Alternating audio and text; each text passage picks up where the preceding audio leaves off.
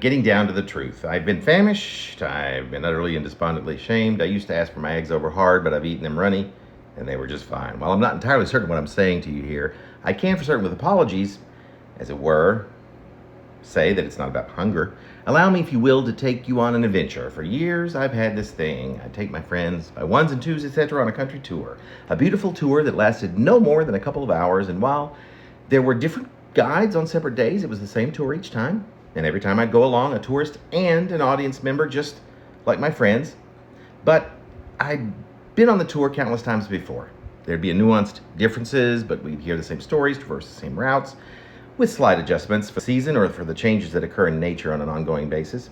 And each time I would be just as curious and just as interested as at every tour previous, except I was as equally interested in observing my friends along the way, seeing how each took to it, while also listening to the guide, curious about the sights and the stories that went along with what we saw, and all the while I'd be snapping photos, making little mementos of the occasion.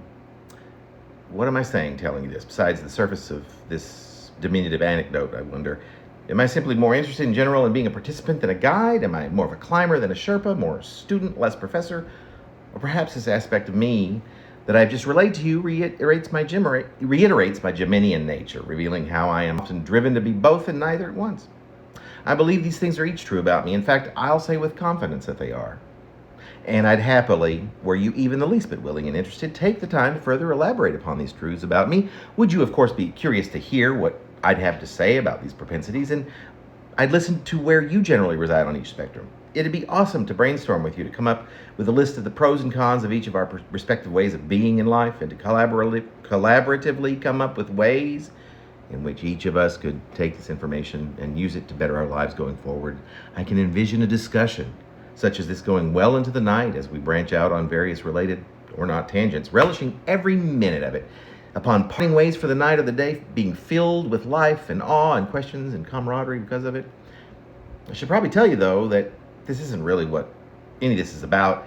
I believe what I'm attempting to illustrate here for you, that I brought this up because with all that I am, which is the sum of whatever it is with which I'm made up, I miss those tourists and I miss those sage guides. I mourn the presence of each and every one of them, but am so grateful that I not only had the serendipity to have crossed paths with each and all, but that I had the pleasure of going along on every small journey, every moment of which was a gift that stays with me, buoying me up every single day to have been along for the ride with you. It has pretty much been everything.